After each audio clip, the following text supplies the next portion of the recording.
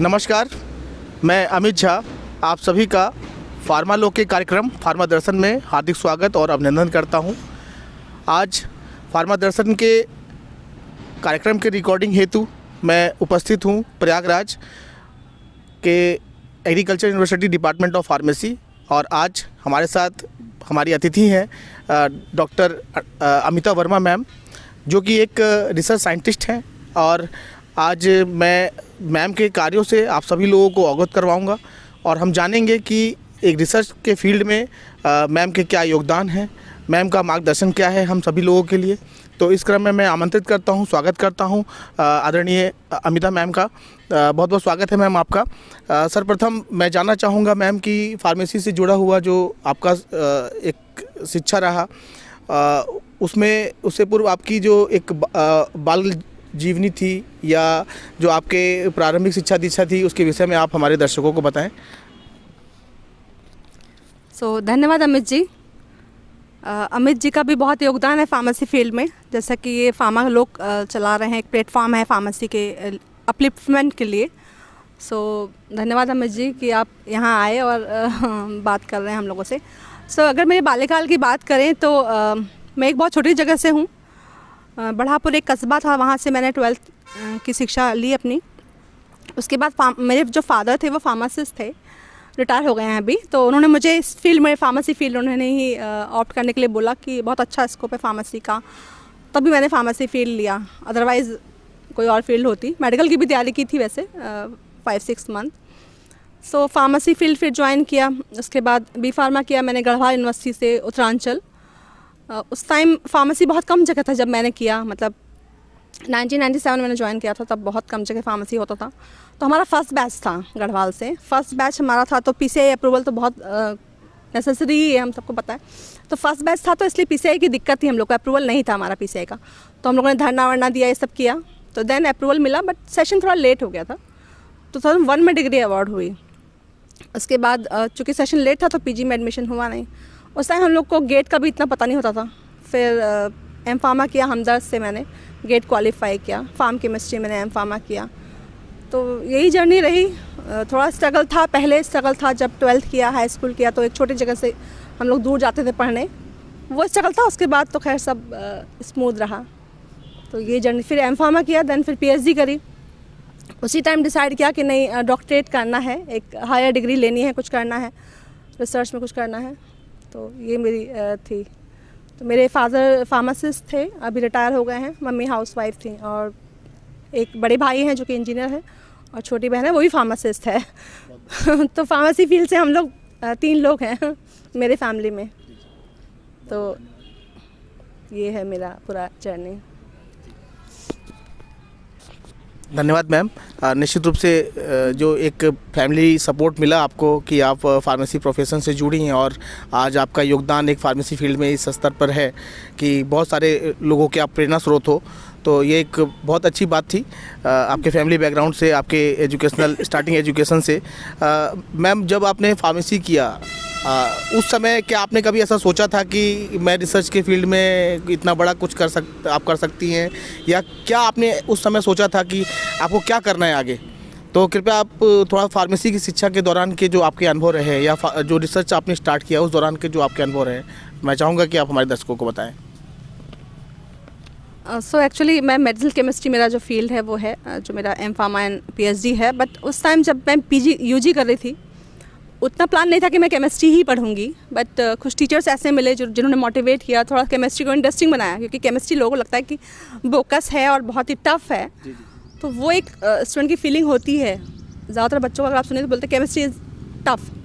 तो वो मेरे अंदर भी था। बट जब जो टीचर्स आए वो काफ़ी मोटिवेटिंग थे, तो मुझे केमिस्ट्री थोड़ा इंटरेस्ट आया। देन जब पीजी का एडमिशन का हुआ तो मैंने केमिस्ट्री ऑप्ट किया, जबकि उस टाइम था कि फार्मास्यूटिक्स नंबर 1 पे माना जाता था कि स्यूटिक्स इज़ टॉप मोस्ट। बट मैंने खुद से ही ओन केमिस्ट्री ऑप्ट किया। देन फिर पीएचडी भी मैंने केमिस्ट्री में ही लिया। मुझे ये था कि रिसर्च में मेरा था इंटरेस्ट, तभी भी उतना नहीं था बट था थोड़ा बहुत कहीं ना कहीं कि मुझे कुछ रिसर्च में जाना है। तो देन इसलिए मैंने फिर पीएचडी भी ज्वाइन किया। मैंने कोई गैप नहीं किया। आफ्टर एम फार्मा में मैंने पीएचडी में एडमिशन लिया था, हमदर्द से ही सेम। तो कोई गैप नहीं किया। तो मुझे था कि कुछ रिसर्च में कुछ तो करना है, पहले से ही था, थोड़ा सा उसका क्रेज़ था एक। ये है। तो इस विषय में मतलब आपने जो रिसर्च के बारे में सोचा, तो ये कॉन्सेप्ट, ये सोच आपके अंदर कैसे डेवलप हुई? एक्चुअली तब सब बोलते थे कि आपका नाम गूगल पे लोग डालते थे ना, बहुत लोग के, साइंटिस्ट लोग के नाम होते थे, तब हम बी फार्म में सुनते थे, तब तो बहुत बड़ी बात होती थी, किसी का पेपर आया रिसर्च, तो उस टाइम थोड़ी बहुत बात होती थी, सुनते थे, तब हमें इतना आइडिया नहीं था। फिर पीजी में आए, तब भी इतना क्रेज़ नहीं था रिसर्च का। पीजी में प्रोजेक्ट वर्क होता है, मैंने भी किया, तभी भी इतना नहीं था। लेकिन फिर लोग बोलते थे कि वो साइंटिस्ट है, देखो उन्होंने ये, उनको नोबेल प्राइज़ मिला, ये हुआ। नोबेल प्राइज़ कैसे मिला? वो रिसर्च ऐसे कर रहे हैं, उन्होंने सोसाइटी के लिए कुछ डेवलप किया। तो वहाँ से लगा कि नहीं, हम भी कुछ करें कि जो सोसाइटी के लिए भी पहुँचे, वो मेडिसिन कुछ मिले। वो एक कहीं ना कहीं मुझे मोटिवेशन मिला कि नहीं, कुछ करें तो मे बी सोसाइटी के लिए कुछ, कभी एक मॉलिक्यूल हम भी डेवलप कर पाएँ।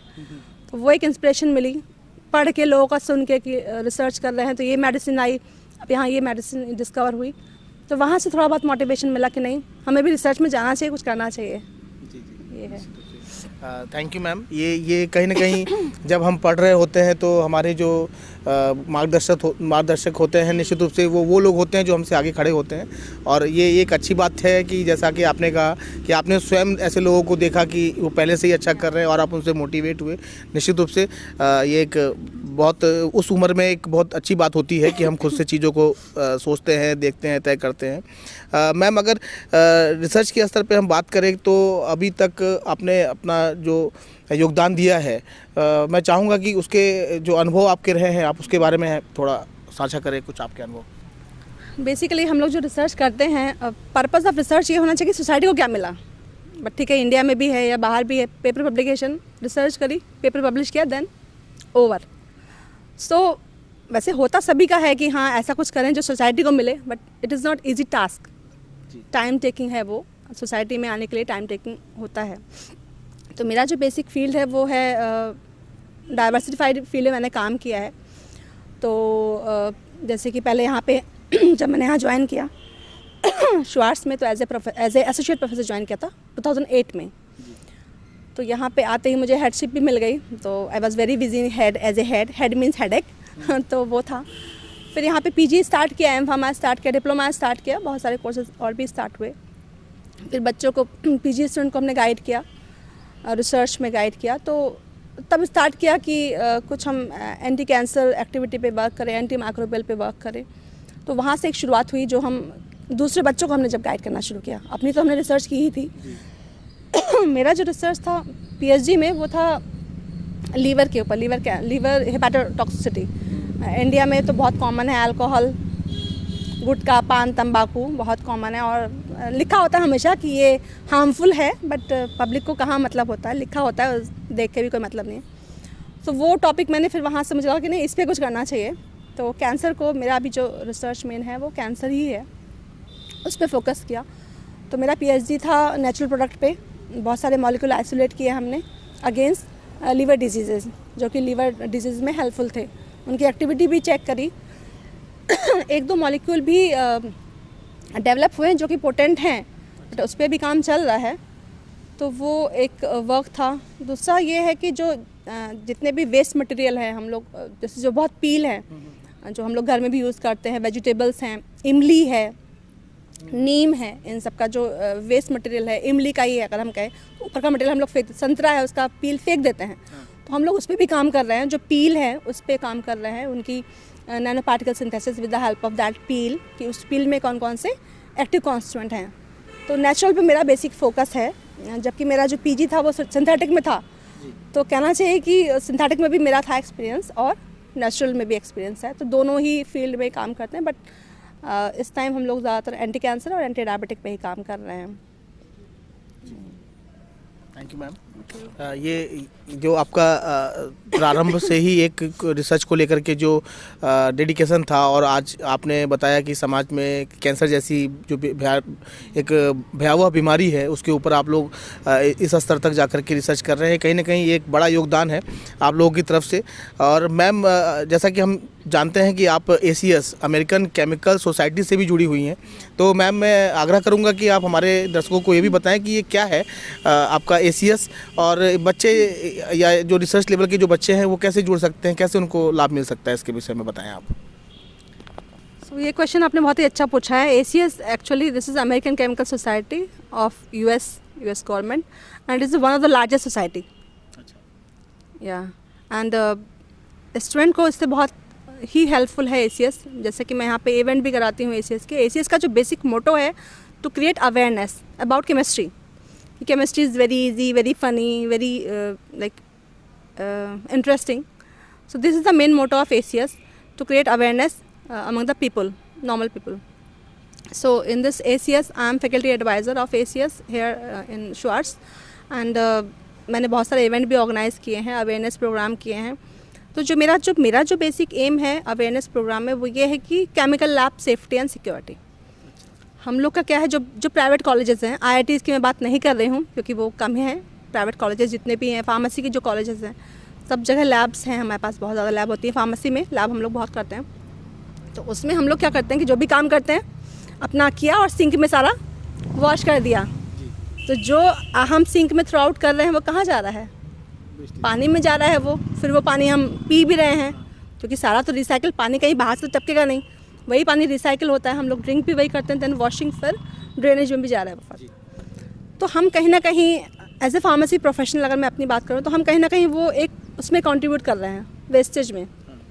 एक हम पॉल्यूशन क्रिएट कर रहे हैं कहना चाहिए, जो कि आई थिंक बहुत कॉलेज मैंने देखा. इलाहाबाद में बहुत सारे कॉलेज हैं, बहुत कॉलेज में बात भी हुई है इस बारे में. कोई भी आई थिंक कोई भी कॉलेज 100% नहीं है कि जो ये फुलफ़िल कर रहा हो कि वो कोई वेस्ट नहीं कर रहे हैं, मीन्स ड्रेनेज सिस्टम में नहीं डाल रहे हैं.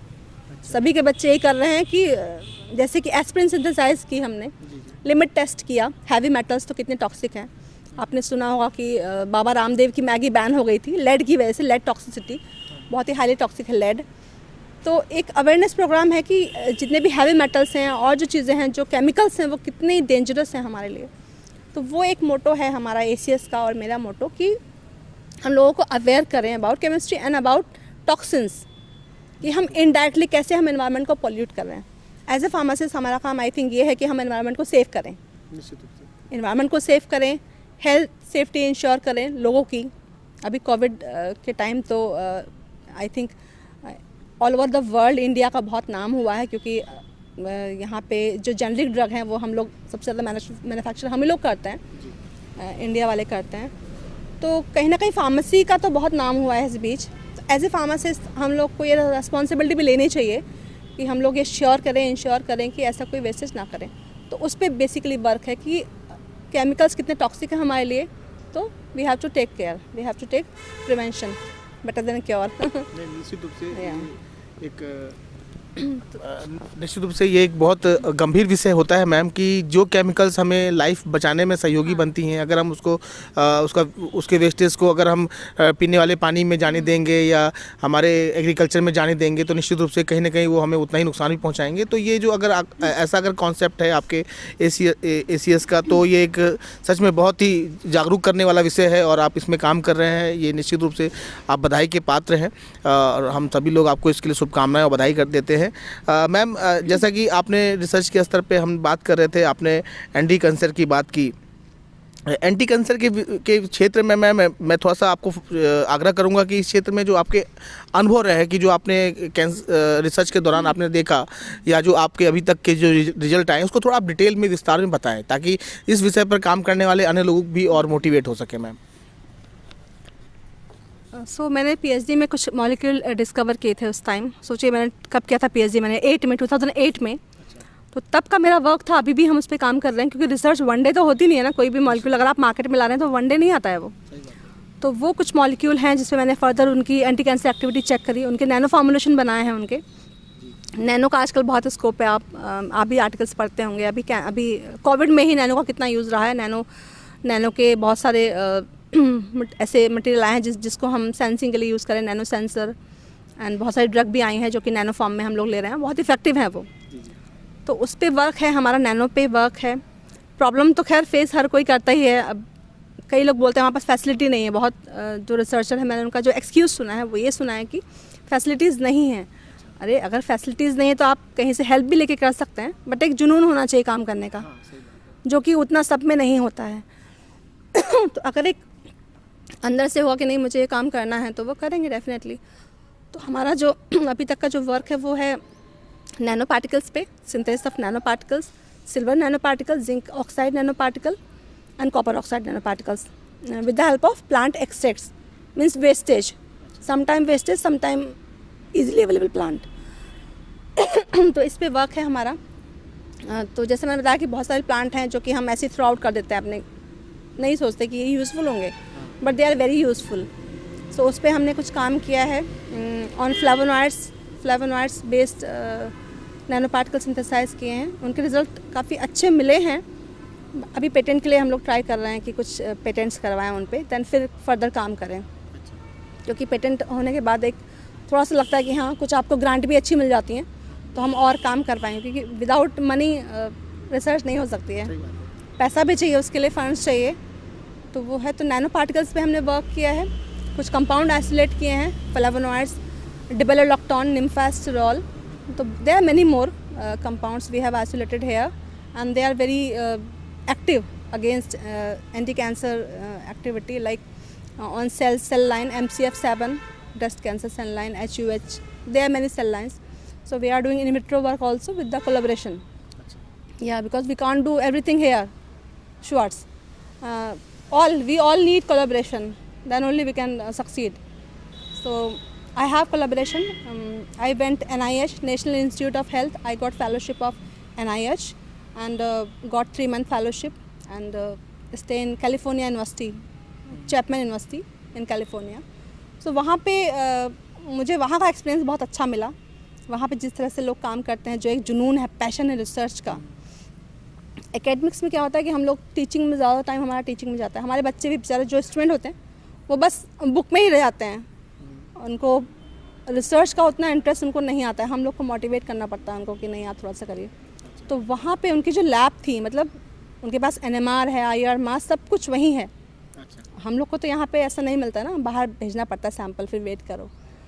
तो वहाँ पे वर्किंग एनवायरनमेंट बहुत अच्छा था। तो वहाँ पे मैंने टेनोफॉवर, एक एंटी-HIV ड्रग है जिसके कुछ साइड इफ़ेक्ट हैं, तो वो साइड इफ़ेक्ट रिमूव करने के लिए वो काम किया था मैंने। वहाँ पे जो fatty acid, long chain fatty acids हैं, उनको टेनोफॉवर से मर्ज किया था, जिससे कि उनकी जो टॉक्सिसिटी है, क्योंकि मार्केट में ड्रग तो बहुत आती है। अभी कोविड के देखिए वैक्सीन आई है, तो कई बार कितने ट्रायल हुए कोविड के ना, कई बार वैक्सीन आ रही है, अप्रूव हो रही है, तो फिर पता लगा पेशेंट पे वो हार्मफुल है, उसके और साइड इफ़ेक्ट हैं।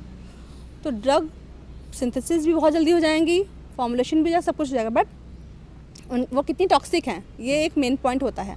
एक्टिविटी भी है लेकिन टॉक्सिसिटी भी है, so we have to minimise the toxicity. तो वो मेरा टेनोफॉवर पे वर्क था, एंटी-HIV ड्रग है, उसको फैटी एसिड से हम लोगों ने कॉन्जुगेट किया है। उसमें से कुछ रिजल्ट हैं, मिले हैं, अच्छे मिले हैं, बट यहाँ पे वो काम अभी फर्दर कंटिन्यू करना है मुझे NIH का। एक अफ्रीका इंडिया मोबिलिटी ग्रांट भी मिला है मुझे, विद डॉक्टर आउटरीच हैं, नाइजीरिया से हैं, वो यहाँ पे आएंगे भी 3 मंथ्स के लिए, यहाँ पे वर्क करेंगे वो हमारे यहाँ। तो एक वो ग्रांट मिली है। तो ऐसे ही काम कर रहे हैं हम लोग इस फील्ड में। कोशिश है कि कुछ ऐसा कुछ करेंगे जो सोसाइटी के लिए हेल्पफुल हो। ठीक है, पेपर भी बहुत है, रिसर्च भी हो रही है, बट वो एक ऐसा कुछ मॉलिक्यूल, ऐसा कुछ फॉर्मुलेशन आए जो कि सोसाइटी तक पहुँच पाए, तब कुछ काम करने का है कि वर्थ हुआ, हमारा काम वर्थ हुआ। बहुत अच्छे से आपने एक्सप्लेन किया मैम, आपका जो रिसर्च वर्क है उसके बारे में। आपने बहुत जोर दिया कोलैबोरेशन जैसे वर्ड पे। कहीं ना कहीं ये एक आम बातें होती हैं कि हमारे यहाँ ऐसे संसाधन नहीं है, ऐसे लैब नहीं है, जिसके कारण से हम रिसर्च नहीं कर पाते हैं। तो उन ऐसे सोच को रखने वाले लोगों के लिए आपने कोलैबोरेशन वर्ड का बहुत अच्छा इस्तेमाल किया। आपने ग्रांट की बात की। कहीं ना कहीं मैम मैं इस ग्रांट वाले विषय को थोड़ा उठाना चाहूँगा, क्योंकि हमारे जो रिसर्च स्तर पे जो लोग काम करते हैं उनका रिसर्च पब्लिकेशन या जो कह सकते हैं कि कैसे करके रिसर्च पेपर आ जाए, कैसा आर्टिकल लिखा जाए, बस इन्हीं सब को वो फोकस करते रहते हैं। लेकिन कहीं ना कहीं ये जो ग्रांट है ना, क्योंकि आपने कहा कि मनी बहुत इंपॉर्टेंट चीज़ है किसी भी रिसर्च के लिए, तो कैसे हासिल किया जाता है ये ग्रांट, कैसे मिलेगा बच्चों को रिसर्च करने के लिए ग्रांट? तो थोड़ा सा इस पे भी हमारे बच्चों को बताएं। एक्चुअली रिसर्च ग्रांट वही बताया ना कि लोगों को उतना पता भी नहीं होता है, वहाँ तक वो सोचते ही नहीं, वो सोचते हैं कि हमें तो मिलेगा ही नहीं, पहले सोच लिया हमें तो मिलेगा ही नहीं, या ट्रैवल ग्रांट है हमें तो मिलेगी ही नहीं। तो जैसे कि हम UG स्टूडेंट हैं, जैसे कि UG स्टूडेंट इंडिया में तो बहुत कम कल्चर है कि UG वाले भी पेपर लिखते हैं, बट हमारे यहाँ श्वार्ट्स में फार्मेसी में बच्चे ऐसे हैं जो कि यूजी में पेपर पब्लिश कर रहे हैं, अच्छा। क्योंकि उसके पीछे मोटिवेशन है। हाँ। हम लोग स्टूडेंट को मोटिवेट करते हैं कि आप लिखिए, हम लोग करवाते हैं, आपकी हेल्प करेंगे, तो वो लोग वर्क भी करते हैं। तो ग्रांट का ये है कि अगर आप ट्रैवल ग्रांट लेते हैं तो भी आप बाहर जा पाएंगे ना, या इंडिया में भी कहीं जाना है, दूर जाना है आपको, ट्रेन टिकट बहुत हाई फाई है, तो वो कैसे जाएंगे? तो ग्रांट होगी तो आप जा सकते हैं।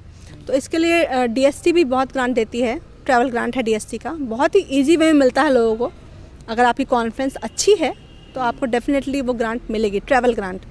इन डीएसटी, डीबीटी, आईसीएमआर सब में ट्रैवल ग्रांट है, बट स्टूडेंट नहीं अप्लाई करते, उनको लगता है कि मिलेगा नहीं।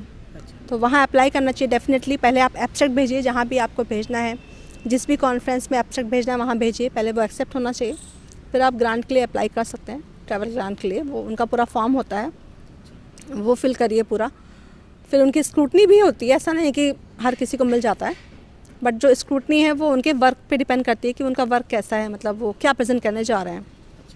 तो इंडिया में तो बहुत सारे ये हैं जो दे रहे हैं ग्रांट, डीएसटी, डीबीटी, आईसीएमआर हो गया, और IIT भी है, और बहुत सारे हैं जो दे रहे हैं। फिर आप बाहर से भी ले सकते हैं, जैसे कि हम लोग जो जाते हैं, जो बाहर की कॉन्फ्रेंसेस हैं, उनकी खुद की ट्रैवल ग्रांट भी होती है। जैसे मैंने अटेंड किया है EACS या AHC कॉन्फ्रेंस अटेंड की है, या पार्किंसन की है, तो उनकी अपनी ग्रांट है। MDS है, एम्बो है, NIH की फेलोशिप भी होती हैं, ग्रांट होती हैं। तो वहाँ अप्लाई लेकिन करना पड़ेगा, मतलब उसके लिए नॉलेज होनी चाहिए। या फिर जो टीचर्स हैं, जैसे हम हैं और भी जो टीचर्स हैं, स्टूडेंट को उनसे पूछना चाहिए कि हम कहाँ अप्लाई करें जहाँ से हमें ट्रैवल ग्रांट मिले। तो कॉन्फ्रेंस की अपनी ग्रांट भी होती हैं, बट उसको ढूंढने के लिए नेट पे आपको गूगल पे डालना पड़ेगा कि कॉन्फ्रेंस विद ट्रैवल ग्रांट, तो बहुत सारे हिट्स निकल के आएंगे, वहाँ से फिर ढूंढना पड़ता है। या फिर लिस्ट आप लोगों की CV पढ़िए, जैसे कि श्वार्ट्स में सबके CV ऑनलाइन पड़े हैं। किसी भी स्टूडेंट को इंटरेस्ट है कि हाँ कौन कौन सी कॉन्फ्रेंस है, कहाँ से ग्रांट मिलती है, कैसे पता करें? अब फ़ोन नहीं कर रहे हैं टीचर्स को, वहाँ जाके वो CV क्लिक करें तो वहाँ पे उनको सारी इन्फॉर्मेशन मिलेगी कि कौन कौन सी ग्रांट है, कहाँ जा सकते हैं, एक आइडिया मिलेगा जस्ट कि ये ग्रांट हम भी ले सकते हैं, अप्लाई करें इसको। ऐसे करके स्टूडेंट देख सकते हैं। ये है, ग्रांट बहुत हैं, बट स्टूडेंट वही है कि ले नहीं पाते उतना। नहीं, निश्चित रूप से मैम ये एक बहुत अच्छी बात आपने बता दी। जैसा कि अभी मैम ने बताया, बहुत सारे नाम आपको, अगर ये नाम आप वीडियो सुनते दौरान आपको याद नहीं हो पाता है तो एक बेहतर विकल्प आपके पास है कि आप स्वाट्स के वेबसाइट पे जा कर के हमारे अमिता मैम का जो CV है आप उसको क्लिक करके देख सकते हैं, यहाँ के अन्य फैकल्टी का देख सकते हैं, यहाँ के कुछ अदर यूनिवर्सिटीज़ का देख सकते हैं, या जो ऐसे बच्चे जो B फार्म के दौरान ही आर्टिकल्स लिख रहे हैं या ग्रांट ले रहे हैं, आप उनका भी चेक कर सकते हैं। तो निश्चित रूप से बहुत मोटिवेट करने वाली बात आपने मैम बताई, इसके लिए आपका धन्यवाद। मैम, चूँकि ग्रांट की बात हुई, रिसर्च की बात हुई, बहुत अच्छे से आपने चीज़ों को एक्सप्लेन किया। मैं आपसे अगर व्यक्तिगत रूप से जानना चाहूँ कि मैम आज के समय में जो पढ़ाई है, वो पढ़ाई सिर्फ सर्टिफिकेट पाने के लिए ही अगर किया जा रहा है, अगर ऐसा हम कहें तो बहुत हद तक ये सही माना जाएगा, क्योंकि सबको पास होने की एक होड़ है। कहीं कॉन्सेप्ट नहीं है कि हम B फार्म क्यों कर रहे हैं, या B फार्म कर रहे हैं तो हम क्या क्या कर सकते हैं। उस स्तर पे बहुत सारे बच्चे मोटिवेट नहीं हो पाते हैं। तो ऐसे बच्चों को मोटिवेट करने के लिए कि उनको फर्स्ट ऑफ डे से ही पता रहे कि हम B फार्म कर रहे हैं तो क्यों कर रहे हैं, और B फार्म कर रहे हैं तो हम क्या कर सकते हैं। अगर उनको रिसर्च फील्ड में भी अगर आना है तो उन्हें कैसे जागना होगा, कैसे अपनी प्लानिंग करनी होगी, कैसे उस प्लान को एग्जीक्यूट करना होगा। तो अगर ऐसे बच्चों को जो स्टार्टिंग से ही जिनको हम रिसर्च में लाना चाहते हैं, उनके लिए क्या संदेश है? एक अंतिम प्रश्न है हमारी तरफ से, मैं चाहूँगा कि आप इस पर थोड़ा विस्तार से हमारे बच्चों को मोटिवेट करें मैम। कि आपने अच्छा क्वेश्चन किया कि फार्मेसी, जब बच्चे फार्मेसी प्रोफेशन लेते हैं तभी उनको ये प्लान करना चाहिए कि वो किस फील्ड में जाएंगे, रिसर्च में जाएंगे, एकेडमिक में जाएंगे, इंडस्ट्री में जाएंगे। अगर उन्होंने वो वहाँ पे प्लान कर लिया, देन ओनली वो प्लान करें कि फिर उन्हें किस फील्ड में जाना है, फिर उसके अकॉर्डिंग वो अपना एक, देखिए कोई भी जब कोई कोर्स करता है, लोग बोलते हैं कि नहीं ये कोर्स अच्छा है, वो कोर्स अच्छा है। कोर्स सारे अच्छे होते हैं, आप उसमें अपना कितना इनपुट दे रहे हैं, आपकी कितनी सिंसियरिटी है, कितना हार्डवर्क है, वो उस पर डिपेंड करता है। तो फार्मेसी प्रोफेशन की अगर मैं बात करूँ तो I think one of the best course है ये।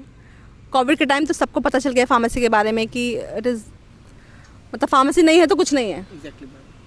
Pharmacy is everywhere and everything nowadays. अगर आप, क्योंकि उससे पहले लोगों को नहीं पता था इतना, लेकिन अब आई थिंक अब सबको पता है। तो जो भी बच्चे फार्मेसी कर रहे हैं उन्हें प्राउड फील होना चाहिए कि वो फार्मेसी कर रहे हैं, वो ऑप्ट कर रखा है उन्होंने, बट जब वो कर रहे हैं प्रोग्राम तो उनका एक मोटो होना चाहिए लाइफ में कि उन्हें क्या करना है, किस फील्ड में जाना है। तो उसके लिए बेस्ट है टीचर्स, उनके जो भी टीचर्स हैं उनसे मैक्सिमम इंटरेक्शन करें।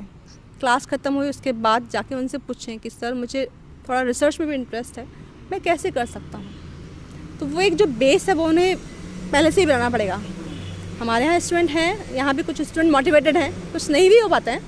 कोशिश करते हैं हम लोग कि सभी को मोटिवेट करें, लेकिन वो पॉसिबल नहीं है। सही बात है। मोटिवेशन करेंगे बट कुछ ही स्टूडेंट मोटिवेट होते हैं। तो यहाँ फार्मेसी में हमारे यहाँ कुछ स्टूडेंट हैं जो कि इन्वॉल्व हैं, रिसर्च में भी इन्वॉल्व हैं और GPAT की भी तैयारी कर रहे हैं वो, क्योंकि उनको फर्दर PG भी करना है। कुछ की तो अभी तक ये प्लानिंग है कि उनको बाहर भी जाना है। सोचिए अभी B.Pharma में है और बाहर जाने की प्लानिंग कर रहे हैं। तो वो एक दूरदर्शी जो प्लानिंग है ना, वो होनी चाहिए। ये ना हो कि अब आप जब सब करवा लिया, लास्ट ईयर भी अब पास में, आप सोचें आप क्या करें, व्हाट इज़ नेक्स्ट। तो इसके लिए बेस्ट है आपके टीचर ही बेस्ट है। तो बच्चों को टीचर के टच में रहना चाहिए, उन्हीं से मोटिवेशन मिलेगा। अगर उनके कॉलेज के टीचर उनको लगता है कि नहीं उतना मोटिवेट कर पा रहे हैं, अगर लगता है उनको, ऐसा होता नहीं है, टीचर सभी जगह के बहुत अच्छे होते हैं, वो अपना 100% देते हैं, तो वो अदर कॉलेजेस के टीचर्स को भी कर सकते हैं अप्रोच, जहाँ उनको लगता है। तो टीचर उनको गाइड करेगा कि हाँ वो कैसे क्या कर सकते हैं। एक छोटा सा कुछ आर्टिकल भी लिख सकता है। अगर उनको रिसर्च में जाना है तो पहले तो रिव्यू आर्टिकल शुरू करें वो, क्योंकि रिसर्च एकदम से नहीं कर पाएंगे ना आप। आपकी राइटिंग स्किल भी अच्छी होनी चाहिए। उसके लिए आजकल तो बहुत वेबिनार्स भी होते हैं, webinars on writing papers, manuscript writing, बहुत सारे वेबिनार हो रहे हैं आजकल ऑनलाइन। वो अटेंड करने चाहिए उनको, क्योंकि उसमें तो कुछ पैसा भी नहीं जा रहा है, फ्री होता है, registration free. And how to write the article, इस पर वेबिनार हो रहे हैं। ACS के अपने बहुत सारे वेबिनार होते हैं, ऐसे इवेंट अटेंड करने चाहिए। आपको नेट पे आराम से बच्चों को मिल जाएगा, बट अंदर से एक मोटिवेशन होना चाहिए कि मुझे करना है। मोटिवेशन नहीं होगा तो वो कैसे करेंगे, वो वेबिनार भी क्यों देखेंगे। सही बात है। उसके लिए मेरी ये रिक्वेस्ट है टीचर्स से, मेरी कि टीचर्स को मोटिवेट करना चाहिए अपने बच्चों को। टीचर मोटिवेट करेंगे तो बच्चे फिर करेंगे। एटलीस्ट 10% 5% कुछ बच्चे करेंगे जिनको सही में है इंटरेस्ट। तो टीचर्स का मोटिवेशन सबसे बड़ा मोटिवेशन होता है। और रहे कि वो कैसे इम्प्रूव करें, तो आजकल वेबिनार्स चल रहे हैं, बहुत सारे इवेंट होते हैं। अब तो इंडिया में बहुत इवेंट होते हैं। हम लोगों ने यहाँ पे भी करवाया था, साइंटिफिक राइटिंग, पेपर्स राइटिंग, ये सब इवेंट यहाँ भी हुए थे। जिन बच्चों ने अटेंड किया उसमें से 1-2 बच्चे भी निकले हैं, मतलब वो उनका है इंटरेस्ट, उन्होंने आर्टिकल लिखे भी हैं, पब्लिश भी हुए हैं उनके। आप यकीन नहीं करेंगे कि UG स्टूडेंट्स का 3 लाइफ साइंसेज पेपर आया है। अच्छा। यहाँ के स्टूडेंट हैं। तो ऐसे बच्चे भी हैं कि UG में आप 3 इम्पैक्ट में पेपर निकाल रहे हो। 3 इम्पैक्ट लोग सोचते हैं कि नहीं टाइम लगेगा, तो 3 इम्पैक्ट फैक्ट में उसका पेपर है। ये सच में एक बहुत हाँ, तो अच्छी बात है। यहाँ पे और भी स्टूडेंट हैं जो काम कर रहे हैं, नेत्रा हैं और नेपाली स्टूडेंट कुछ कर रहे हैं, इंडियन भी कर रहे हैं। तो वो पेपर लिख रहे हैं अभी से, अभी वो B.Pharma में हैं, क्योंकि उनको मोटिवेट कर रहे हैं ना, टीचर्स मोटिवेट कर रहे हैं। मैं अपनी बात नहीं कर रही हूँ, और भी टीचर्स यहाँ पे हैं जो मोटिवेट करते हैं बच्चों को कि नहीं आप ये भी पढ़ो, थोड़ा सा इसकी भी नॉलेज लीजिए, आपके हाउ टू, क्योंकि उनको रिसर्च में जाना है। इसलिए अगर उनको इंडस्ट्री में जाना है तब उनका एक अलग वो है कि आप लैब में ज़्यादा टाइम दो, आप ये करो, जाके देखो, या फिर एकेडमिक भी जाना है तो आप GPAT या गेट पे बहुत फोकस करो। तो वो बच्चे GPAT भी फोकस कर रहे हैं और ये भी थोड़ा टाइम निकालना पड़ता है। ऐसा नहीं कि आपको पूरा बस आर्ट के लिए लिख रहे हैं आप पूरे टाइम, थोड़ा टाइम आप हर चीज़ को दीजिए। तो बच्चे करते हैं, बस मोटिवेशन होना चाहिए, बस ये है। और वो टीचर ही दे सकते हैं मोटिवेशन, टीचर दे सकते हैं, और बच्चों को लेना भी चाहिए ना। अब क्लास ही हम लोग पढ़ाते हैं, कितने बच्चे उसको ध्यान सुनते हैं, कितने नहीं भी सुनते हैं। तो वो एक कहीं ना कहीं बच्चों के अंदर होना चाहिए, सिंसियरिटी होनी चाहिए, हार्ड वर्क होना चाहिए कि लाइफ में करना क्या है हमें। फार्मेसी प्रोफेशन तो one of the best profession है, बट हमें क्या करना है वो हमें सोचना पड़ेगा। और हम लोग सभी लोग यहाँ पे हेल्प के लिए हैं। आप इतना काम कर रहे हैं, देखिए फार्मेसी में तो सभी लोग हेल्प के लिए हैं। आप भी सोसाइटी के लिए कर रहे हैं ना, कि भाई फार्मेसी को और अपग्रेड कर रहे हैं, इसीलिए आप भी काम कर रहे हैं। तो आप एफर्ट कर रहे हैं, वो टीम आपके साथ है, वो एक अलग चीज़ है, बट लीडरशिप आप कर रहे हैं तभी हो रहा है ना। तो वो कहीं ना कहीं ये बच्चों को भी देखना चाहिए और टीचर्स को भी देखना चाहिए कि हम बच्चों के लिए क्या कर रहे हैं, स्टूडेंट्स के लिए हमने क्या किया। क्लास लेना एक अलग चीज़ हो गई, बट आफ्टर द क्लास हम कितना उनको मोटिवेट कर रहे हैं उनकी अपनी लाइफ के लिए, उनको एक अच्छा ह्यूमन बीइंग बनाने के लिए, वो भी कहीं ना कहीं हम लोग को सोचना चाहिए। आई थिंक निश्चित रूप से मैम, ये बहुत ही अच्छी बात आपने कही। ये आपने बहुत अच्छा बोला मैम, कि जो 2 चीज़ें मुझे आपसे सीखने को मिली कि पहले तो आपका एक फिक्स आपका एक नज़रिया होना चाहिए कि आपको करना क्या है। सेकंड आपको आपके गुरुओं के द्वारा आपको मोटिवेशन लेना चाहिए इस समय समय पर कि कैसे करना है, और फिर आपका एक एफर्ट होना चाहिए कि हम उस काम को अब कैसे करके फाइनलाइज़ करें। तो ये 3 चीज़ बहुत इंपॉर्टेंट है। और आपकी बातों से निश्चित रूप से जो हमारे बी फार्म के बच्चे हैं उनको फर्स्ट ईयर से ही ये तय करना होगा कि हम बी फार्म करने आए हैं तो हमारा क्या उद्देश्य होना चाहिए। हम अगर रिसर्च में जाना चाहते हैं तो रिसर्च का जो एक इन्वायरमेंट है वो कैसे हम बना सकते हैं, कैसे उसके बारे में अपने टीचर्स से जानकारी ले सकते हैं, कैसे रिसर्च से जुड़े हुए बाकी अन्य लोगों से हम प्रेरणाएँ ले सकते हैं। तो इस क्षेत्र में बहुत सारे ऐसे मोटिवेट करने वाले लोग हैं, आपके स्वयं के गुरु हैं जो आपको मोटिवेट कर सकते हैं।